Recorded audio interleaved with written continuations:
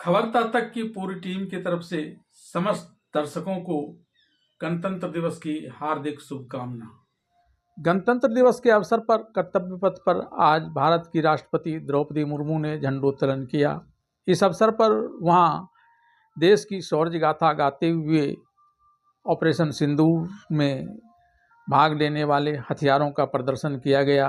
देश की एकता और अखंडता को मजबूत करने में योगदान देने वाले वंदे मातरम के 150वें वर्षगांठ का याद में संपूर्ण देश के गायक गायिकाओं के एक समूहबद्ध नृत्य भी वहां प्रस्तुत किया गया। इसके साथ ही वहां आज पद्म पुरस्कारों का भी वितरण किया गया। देश के वीरता के बखान करने वाले ऑपरेशन सिंदूर से जुड़े मामलों, देश की एकता और अखंडता को मजबूत करने के लिए विभिन्न राज्यों के कलाकारों द्वारा वंदे मातरम पर नृत्य की प्रस्तुति को लेकर तो कहीं कुछ नहीं हुआ, लेकिन पद्म पुरस्कार को लेकर सत्ता पक्ष और विपक्ष अपना अलग अलग राय व्यक्त करने लगे। खासकर विपक्ष ने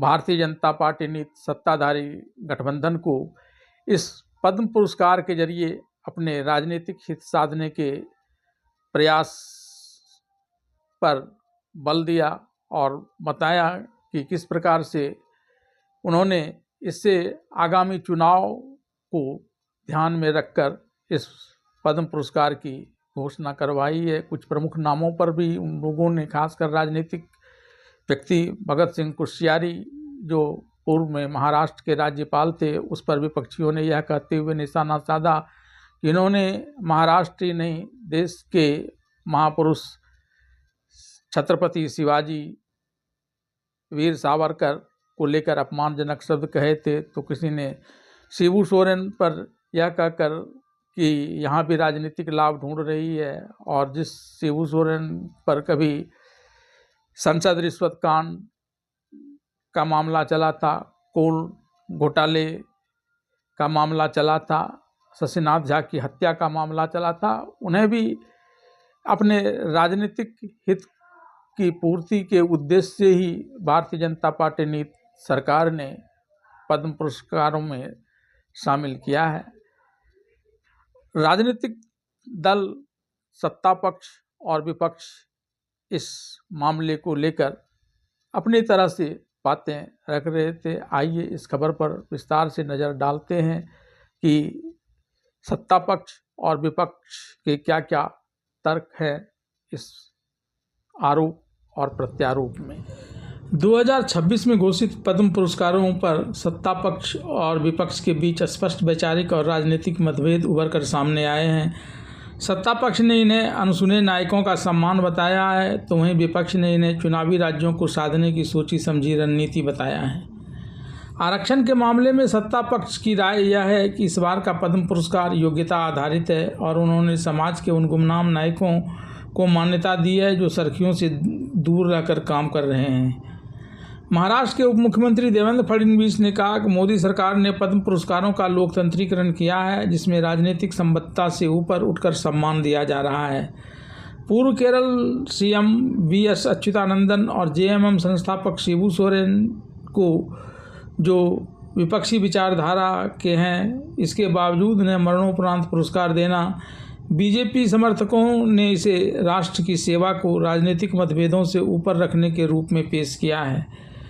कांग्रेस सांसद कीर्ति चिदम्बरम ने आरोप लगाया कि पुरस्कारों की सूची रणनीतिक रूप से उन राज्यों, खासकर केरल और तमिलनाडु को प्रभावित करने के लिए बनाई गई है जहां चुनाव होने वाले हैं। विपक्ष ने दावा किया कि 37% से अधिक पुरस्कार उन राज्यों को दिए गए हैं जहां चुनाव होने हैं, जो कुल आबादी का केवल 18% है। यह एक राजनीतिक उपकरण के रूप में देखा जा रहा है।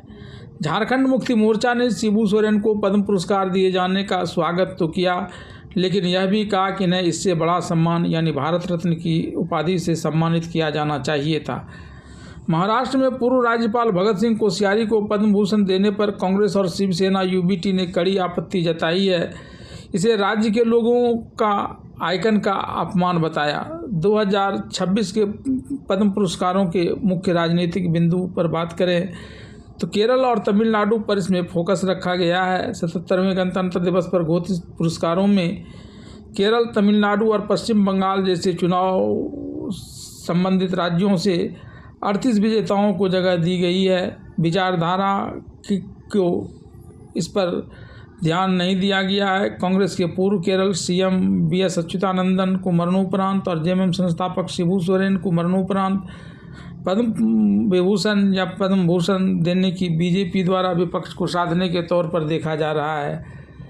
राष्ट्रपति ने कुल 131 पद्म पुरस्कारों की मंजूरी दी, जिसमें 5 पद्म विभूषण, 13 पद्म भूषण और 113 पद्मश्री शामिल हैं।